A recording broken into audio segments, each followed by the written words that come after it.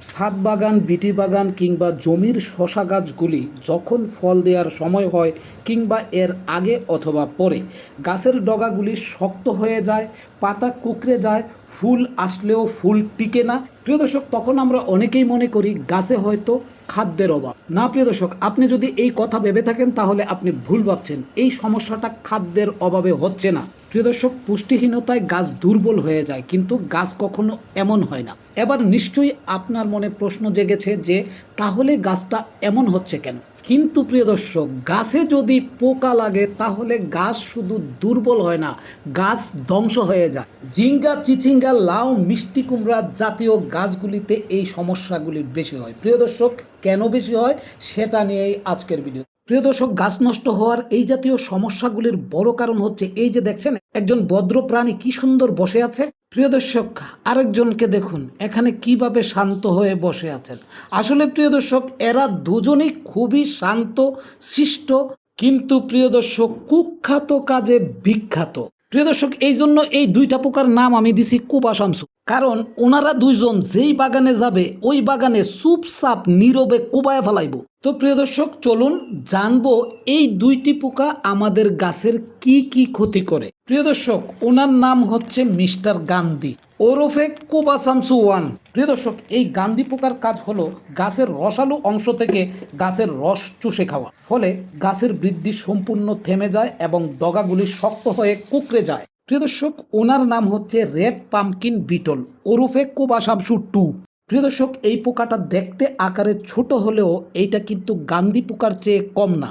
গাছকে ধ্বংস করে দেওয়ার ক্ষেত্রে উনি গান্ধী পোকার চেয়ে কয়েক ধাপ এগিয়ে আছে।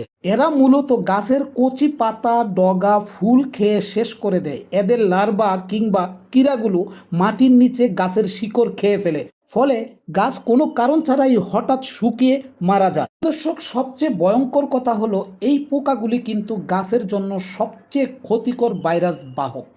এরা যখন এক গাছ থেকে অন্য গাছে যায় তখন মোজাইক ভাইরাস সহ অন্যান্য ভাইরাস ছড়ায়। এই ভাইরাসের কারণে মূলত আপনার শসা বা লাউ গাছের পাতাগুলি কুঁকড়ে যায়, গাছ আর ফল দেয় না, কিছুদিন পর গাছটা শুকিয়ে মারা যায়। প্রিয় দর্শক, এখন কথা হচ্ছে এই সমস্যা থেকে আমরা কিভাবে আমাদের বাগানের শখের গাছগুলিকে বাঁচাবো। প্রিয় দর্শক, এই পোকার দমন দুইভাবে করা যায়, একটা হচ্ছে হাতে, আরেকটা হচ্ছে ঔষধ দিয়ে। আসুন প্রথমে আলাপ করি হাত দিয়ে কিভাবে মারবো। প্রিয় দর্শক, সকালবেলা যখন ঠান্ডা থাকে তখন এই পোকাগুলি অলস এবং নিষ্ক্রিয় থাকে। বাগানের পোকা দমনের জন্য আপনি এই সময়টাকে কাজে লাগাবেন। কিভাবে কাজে লাগাবেন? প্রিয় দর্শক, হাতে একটা ওয়ান টাইম গ্লোভস পরে নিন অথবা একটা পলিথিন পেঁচিয়ে নিন। এবার আপনি কোবা শামসুদের ধরেন আর টিপে টিপে মেরে ফেলেন। এটা হচ্ছে বিষমুক্ত পদ্ধতি।